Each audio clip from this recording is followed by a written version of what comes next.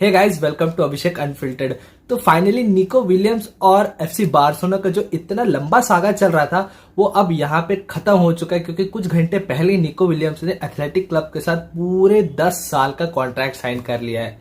तो FC Barcelona के लिए ऑब्वियसली एक काफी सैड मोमेंट है, क्योंकि निको विलियम्स जो है वो काफी समय से लिंक था एफसी बार्सिलोना से, और लास्ट सीजन भी जब निको विलियम्स के ऊपर एफसी बार्सिलोना ने इंटरेस्ट दिखाया था तब निको विलियम्स ने एफसी बार्सिलोना को रिजेक्ट किया था। तो वहां से जब ये सारी चीजें वापस से डेवलपमेंट लेके इस सीजन पे आई तब एफसी बार्सिलोना को निको विलियम्स ने खुद सामने से आकर इन्फॉर्म किया था कि he is willing to play for FC Barcelona. तो एफसी बार्सिलोना ने इस चीज को रेस्पेक्ट देते हुए कहा कि ओके, अगर तुम यहां से पुरानी चीजों का हम भुला दिए जाते हैं तो हम तुमको अपने टीम में ला सकते हैं। तो यहां से एफसी बार्सिलोना का जो मिशन शुरू होता है निको विलियम्स को साइन करने का, वो शुरू हो जाता है। तो एफसी बार्सिलोना इन सारी चीजों में वो मेहनत करती है, वो काम कर रही होती है अपने फाइनेंशियल स्टेटस को इम्प्रूव करने का, in order to bring Nico Williams to FC Barcelona. तो सबसे पहला ऑब्स्टिकल ये आता है कि निको विलियम्स को साइन करने के लिए एफसी बार्सिलोना को एथलेटिक क्लब को पे करने थे 62 मिलियन, वो भी एड ऑन्स मिला करके। तो एफसी बार्सिलोना जो है वो ये चाहती थी कि ये जो पेमेंट है वो एक बार में ना होकर के इंस्टॉलमेंट्स में हो, जैसे कि आने वाले 1-2 साल या 3 साल में वो टुकड़ों में ये amount they. But athletic club भी इस चीज से बिल्कुल भी खुश नहीं थी, क्योंकि एफसी बार्सिलोना और एथलेटिक क्लब के रिलेशंस पहले से ही खराब थे। तो इस चीज को लेके एथलेटिक क्लब ने काफी ज्यादा जो है वो प्रॉब्लम में डाला एफसी बार्सिलोना को। उन्होंने लालिगा तक से अपील की कि जो एफसी बार्सिलोना 1:1 रेशियो में अभी तक आई नहीं है तो ये किस बेसिस पे प्लेयर्स को साइन करे, जबकि इनके पास ये तक गारंटी नहीं है कि उस प्लेयर को वो रजिस्टर कर पाएंगे या नहीं। तो एफसी बार्सिलोना से ये चीज जब एथलेटिक क्लब ने लालिगा को ये चीज बताया तब एफसी बार्सिलोना के जो बोर्ड मेंबर्स है, जो एफसी बार्सिलोना के डायरेक्टर है जॉन लापोर्ता, उन्होंने एक प्रेस कॉन्फ्रेंस में कहा कि भाई तुम अपनी चीजों पे ध्यान दो ना, तो तुम दूसरे क्लब पे इतना क्यों परेशान हो। तो अगर समअप किया जाए इन सारी चीजों को तो ये कह सकते हैं कि निको विलियम्स जो है वो one of the best players है एथलेटिक क्लब का, और क्योंकि एथलेटिक क्लब एफसी बार्सिलोना को पसंद नहीं करती है तो वो इस चीज से बिल्कुल नाराज थे कि क्यों एथलेटिक क्लब जो है वो जाने दे रही है निको विलियम्स को।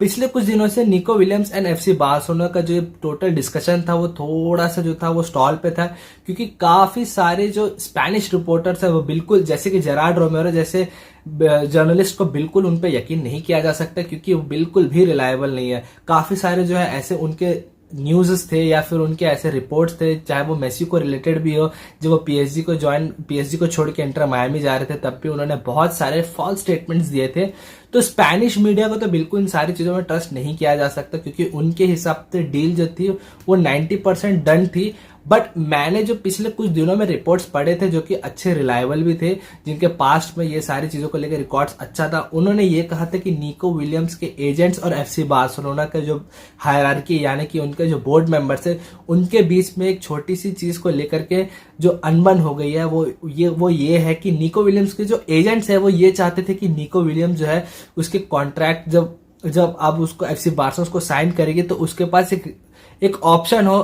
ताकि अगर एफसी बार्सिलोना कल के डेट में निको विलियम्स को रजिस्टर नहीं कर पाए तो वो क्लब छोड़ के जा सकता है ऑन अ फ्री ट्रांसफर। यानी कि मतलब क्यों करेगा यार कोई क्लब ऐसा, जैसे कि मान लो जैसे कि एफसी बार्सिलोना खुद एक क्लब ऐसा जो कि फाइनेंशियली इतना स्ट्रगल कर रही है, वो कैसे अगर किसी प्लेयर के लिए 64 मिलियन पे कर रही है तो उस प्लेयर को रजिस्टर ना कर पाए तो और कैसे जाने देगी। देखो बात यहाँ पे ट्रस्ट की भी है, क्योंकि लास्ट सीजन में अगर देखा जाए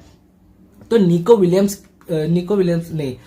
डैनी ऑल्मो का भी सेम यही सिचुएशन था। डैनी ऑल्मो को भी रजिस्टर करने के लिए एफसी बार्सिलोना के पास जो थे वो रिसोर्सेस नहीं थे, but still any how FC Barcelona ने डैनी ऑल्मो एंड पाउ विक्टर को रजिस्टर किया। डैनी ऑल्मो जो था वो टोटली काम था इस चीज को लेकर कि किसी भी हाल में एफसी बार्सिलोना जो है उनको रजिस्टर कर लेगी। सेम निको विलियम्स को भी यही चीज कहा जा रहा था कि अगर आप काम रहोगे तो हम किसी भी हाल में इस डील को क्लोज कर देंगे। बट निको विलियम्स को वो गारंटीज चाहिए थी ऑन पेपर रिटर्न, और एफसी बार्सिलोना ने इस जो रिक्वेस्ट को रिजेक्ट करने के पीछे बहुत सारे कारण ये भी है कि कल के डेट में अगर किसी भी तरीके का लॉ सूट भी फाइन होता है उनके नाम पे तो एफसी बार्सिलोना बहुत सारे पेनल्टीज को पे करना भी पड़ सकता है, या फिर उनके बोर्ड के मेंबर्स को भी बहुत सारे ट्रायल्स को फेस करना पड़ सकता है। तो इसी कारण से एफसी बार्सिलोना ने इन सारी चीजों को इनकार कर दिया। तो निको विलियम्स ने इन सारी चीजों के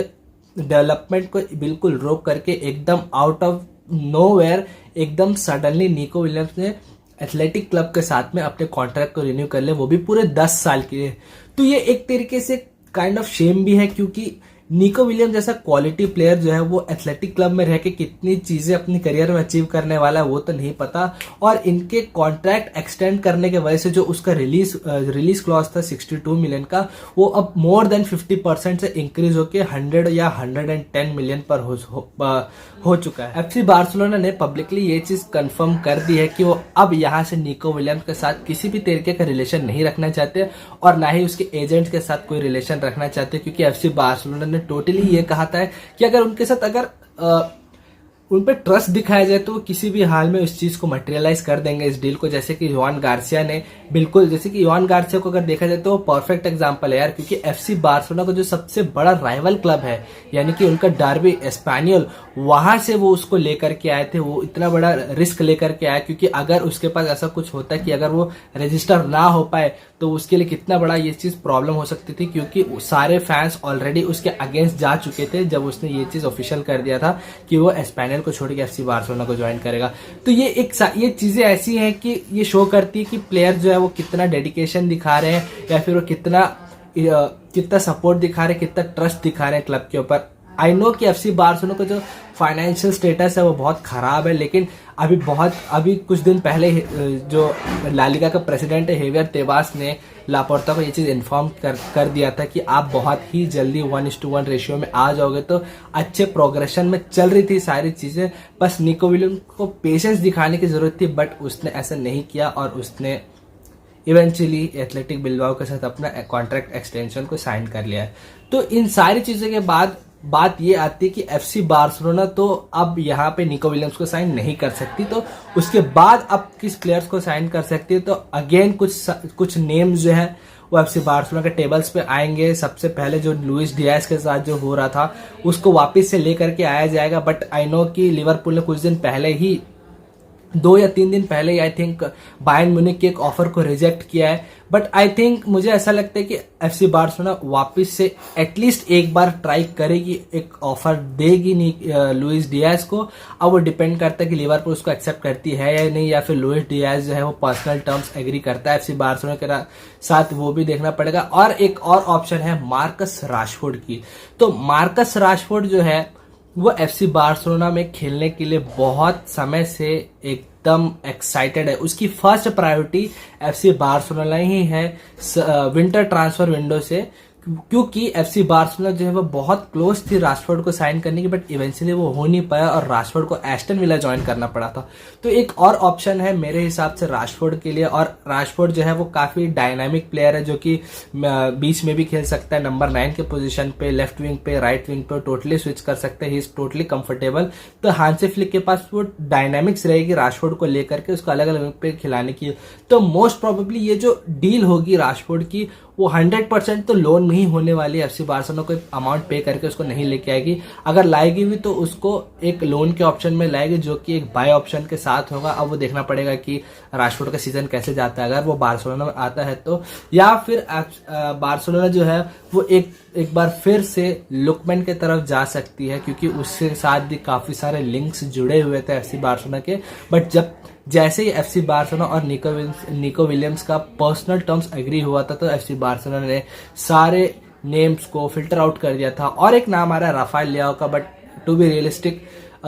सोचा जाए तो राफेल लियाओ के साथ थोड़ा सा दिक्कत है, और मेरे हिसाब से थोड़ा सा कंसिस्टेंसी इशू भी है राफेल लियाओ के लिए। तो मेरा पर्सनल पिक तो राफेल लियाओ और निको विलियम्स के बीच में निको विलियम्स ही था, और अगर निको विलियम्स नहीं हो पा रहा है तो Lookman is a good option, Rashford is also a good option, Luis Diaz is a top player, but considering his age और उसका जो अमाउंट है रिलीज क्लॉज का वो थोड़ा सा ज्यादा है। बट अगर वो मेरे को ऐसा लगता है कि अगर he feels comfortable right off the bat he can light up La Liga, there is no doubt. और राशफोर्ड भी एक अच्छा ऑप्शन है, एंड राफेल लियाओ तो वर्ल्ड क्लास प्लेयर है। तो with that being said guys, video को अपन यही रैप अप करते हैं। वीडियो पसंद आए तो लाइक जरूर करना। हम ऐसे ही और भी ट्रांसफर विंडोज की कहानियों को कवर करने वाले हैं, मैच डेज को रिव्यू करने वाले हैं, टैक्टिक्स को ब्रेक डाउन करने वाले हैं, और हो सके तो लाइव स्ट्रीमिंग भी करेंगे। तो do make sure to subscribe, ताकि इन सारी चीजों को लेकर आप अपडेटेड रहो। अपन जल्दी से मिलते हैं नेक्स्ट वीडियो में, तब तक के लिए stay safe, stay healthy, see you.